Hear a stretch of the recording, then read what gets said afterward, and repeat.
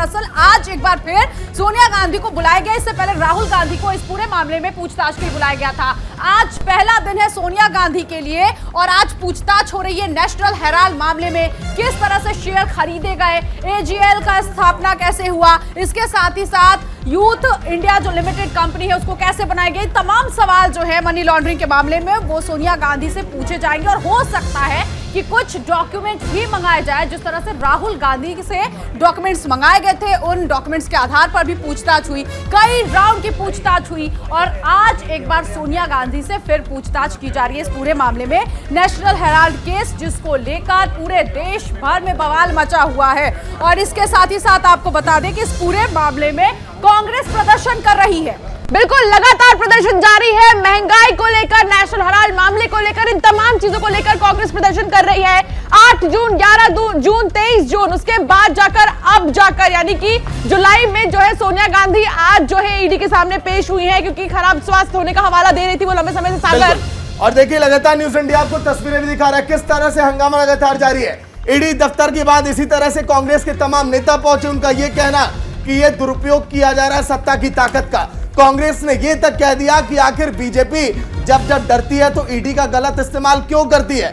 आपने तमाम नेताओं को भी सुना, ये कहा जा रहा है बीजेपी की तरफ से कि आखिर कांग्रेस सच का साथ क्यों नहीं देती।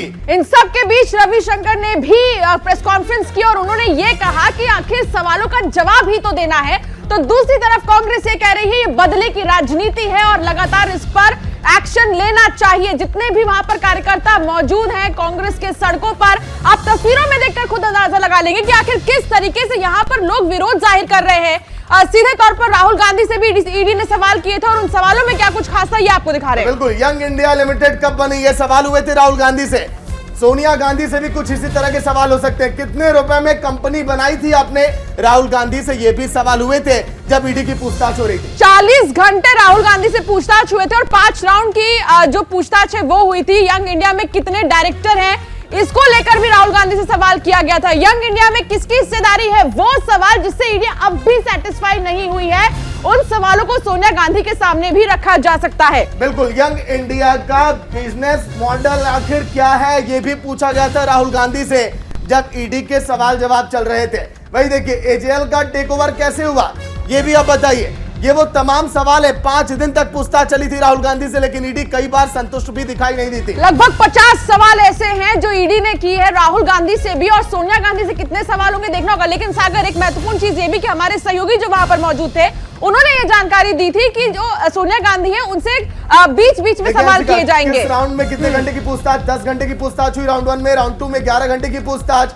वही राउंड 3 में अगर हम बात करें राहुल गांधी से पूछताछ की, तो ये देखिए कैसे समय अवधि ये बढ़ती चली गई।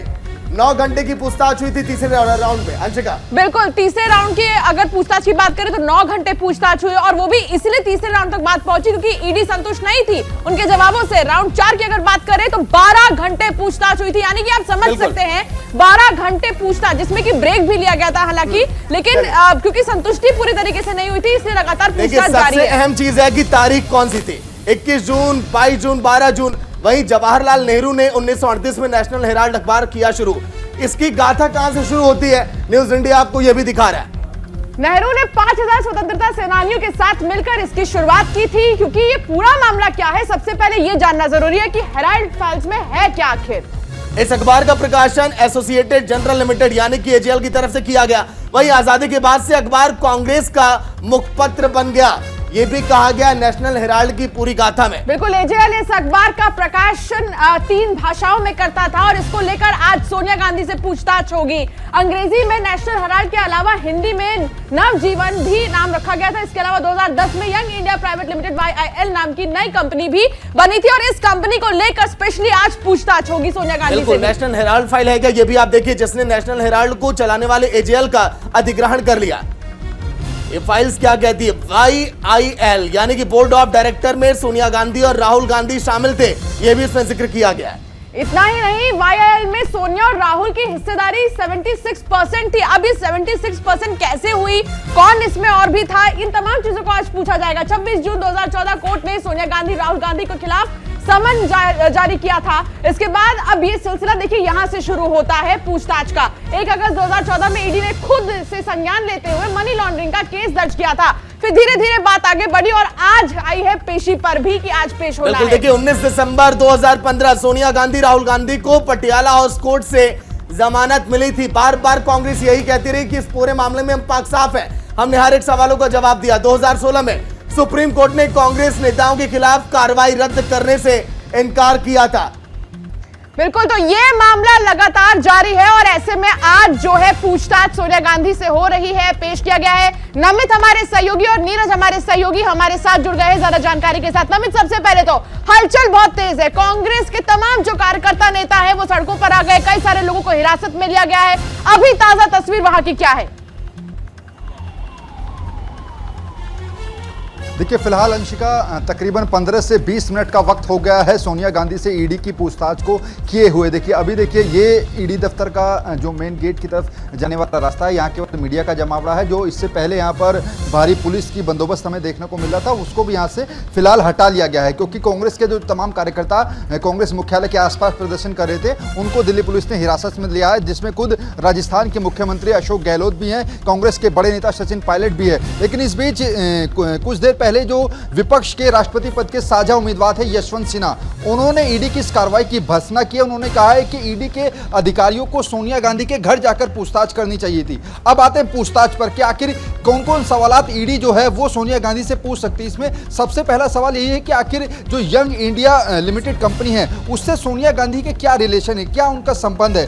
दूसरा ये सवाल कि यंग इंडिया लिमिटेड कंपनी में सोनिया गांधी जो है वो 38% के शेयर धारक है, ये फैसला आखिर सोनिया गांधी ने क्यों लिया था। और तकरीबन इसी तरीके के सवालात जो थे कुछ राहुल गांधी से भी ईडी ने पूछे थे। हालांकि उन जवाबों से जो राहुल गांधी ने जवाब दिए थे उससे ईडी संतुष्ट नजर नहीं आता, लेकिन सोनिया गांधी किस तरीके के जवाब इन सवालों के देंगी, क्या ईडी संतुष्ट नजर आएगा, ये सबसे बड़ा सवाल है। और दूसरा ये कि जो सवालों की फहरिस्त है ये कितनी लंबी होगी, क्योंकि जिस टीम ने राहुल गांधी से पूछताछ की थी 3 लोगों की टीम है, 3 अफसरों की टीम है, वही 3 अफसरों की टीम जो है वो सोनिया गांधी से भी पूछताछ कर रही है। दूसरा सवाल ये को हटाने की कोशिश की गई है और पूछताछ सोनिया गांधी से चल रही है। नीरज के पास चलेंगे। नीरज, अगर बात करें लखनऊ की तो वहां पर किस तरह से कांग्रेस विरोध जता रही है, क्या तस्वीरें अभी तक आपने देखी है?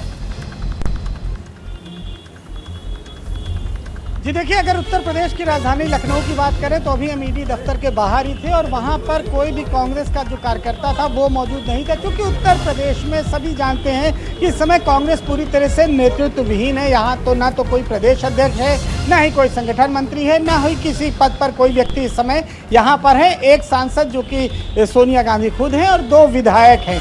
तो यहाँ पर करीब मुट्ठी भर कार्यकर्ता, करीब 12 से 13 कार्यकर्ता जरूर ईडी दफ्तर पहुंचे थे, लेकिन पुलिस वहां पर मौजूद थी और पुलिस को देखने के थोड़ी देर वो प्रदर्शन करने के बाद वहां से स्वतः चले गए, या यूं कहें कि उन्हें वापस भेज दिया गया। तो लखनऊ में किसी तरह का कोई प्रदर्शन, जानकारी दे रहे हैं नीरज, आप जानकारी जिस तरह से दे रही हैं कि यहाँ से ये लोग चले गए हैं, माना जा सकता है कि जिस तरह से राहुल गांधी के वक्त इन लोगों ने जबरदस्त तरीके से हंगामा किया था, इस बार वो मौका शायद नहीं मिल रहा है और सुरक्षा के जो इंतजाम है वो पहले की स्थिति को देखते हुए और ज्यादा टाइट कर दिए गए।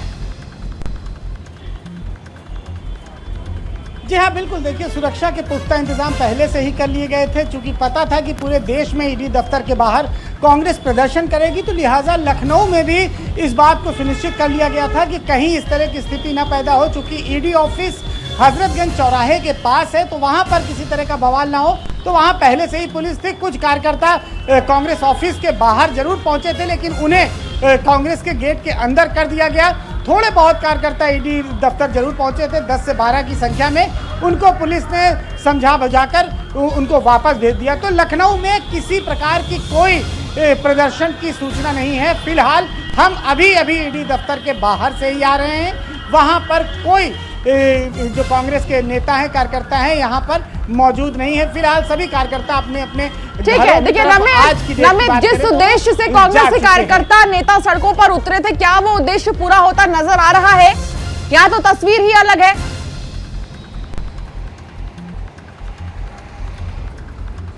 देखिए अंशिका, कांग्रेस दफ्तर के आसपास अगर हम बात करें तो वहां पर भारी कांग्रेस के कार्यकर्ताओं ने प्रदर्शन किया है। एक बार थोड़ी सी इस गेट की तस्वीर में दिखा दूं, क्योंकि वहां पर हलचल थोड़ी सी नजर आई है। शायद जो कांग्रेस के कार्यकर्ताओं को दिल्ली पुलिस डिटेन करके ले जा रही है वही रास्ता है। और कुछ देर पहले यहां से भी एक दिल्ली पुलिस की बस गई थी जिसमें तमाम कांग्रेस के कार्यकर्ताओं को डिटेन करके यहां से ले जाया गया था। दूर आप देख रहे हैं जहां पर वो बैरिकेडिंग आपको नजर आ रही होगी, उसी के आसपास से कांग्रेस के जो कार्यकर्ताओं को लेकर डिटेन करके बसें जा रही हैं, वही रास्ता है। क्योंकि यहां से महज 1 से 1.5 किलोमीटर की दूरी पर ही कांग्रेस मुख्यालय है। ऐसे में वहां पर जितने भी कांग्रेस के तमाम बड़े कार्यकर्ता पहुंचे हैं उनको इसी रास्ते से जो है डिटेन करके ले जाया जा रहा है। लेकिन जहां तक इस सड़क की बात है, यहां पर पहले से ही सुरक्षा के भारी बंदोबस्त दिल्ली पुलिस ने किए थे, यानी कि यहां तक तो किसी को भी आने की परमिशन नहीं दी गई थी। हालांकि यहां पर जब कुछ देर पहले ही राहुल गांधी जो लगातार बयानों की तीर अब सामने आ रहे हैं, राजस्थान के मुख्यमंत्री अशोक गहलोत ये कह रहे हैं कि बीजेपी का ये रवैया बहुत ही शर्मनाक है, बीजेपी रहती तो आग लगा देती। इस तरह की बात कही जा रही है कांग्रेस की तरफ से। दिल्ली में जगह जगह पर प्रदर्शन हो रहे हैं। अगर इस तरह के बयान आ रहे हैं, जगह जगह पर प्रदर्शन हो रहा है, तो क्या माना जाए कि आगे तस्वीरें और भी बिगड़ सकती हैं? नमित, देखिए बिल्कुल सागर, इसमें कोई दो राय नहीं, क्योंकि जब राहुल गांधी की भी ईडी के सामने पेशी हुई थी तो पूरे देश के अंदर अलग अलग कांग्रेस के कार्यकर्ताओं ने प्रदर्शन किया था। हालांकि आज जो तस्वीर राहुल गांधी के समय पर इस रोड पर देखने को मिली थी, आज वो तस्वीर नहीं देखने को मिली। यहां भी कोई भी कांग्रेस का कार्यकर्ता नहीं पहुंचा। लेकिन जिस तरीके के बयान कांग्रेस के बड़े लीडर्स की तरफ से आ रहे हैं, चाहे राजस्थान के मुख्यमंत्री अशोक गहलोत की बात करें, सचिन पायलट की बात करें, और खुद और भी पार्टी के बड़े लीडर्स हैं, वो इस पूरी जो एक कार्रवाई हो रही है इसको मोदी सरकार का डर दिखा रही है। हालांकि ये भी कहा जा रहा है कि विपक्ष को चुप कराने की एक साजिश है ईडी के द्वारा जो कार्रवाई की गई है। लेकिन अभी तक जो प्रदर्शन हुआ है वो कांग्रेस। नमित, आपको क्या लगता है कि कांग्रेस मुख्यालय में जिस तरह से जमावड़ा है कांग्रेस के नेता का, हो सकता है कि आगे की रणनीति तैयार की जा रही हो इस वक्त की स्थिति को देखकर? क्योंकि अगर बात करें बीजेपी की प्रेस कॉन्फ्रेंस की, तो बीजेपी ने यह भी साफ तौर पर कहा कि जब गुजरात दंगा हुआ था उस वक्त मुख्यमंत्री के पद पर नरेंद्र मोदी तैनात थे, उन्होंने तो सभी सवालों का जवाब दिया और किसी तरह का कोई प्रदर्शन नहीं था। अब इस तरह की बातों के बाद क्या कांग्रेस आगे की रणनीति तैयार कर रही है?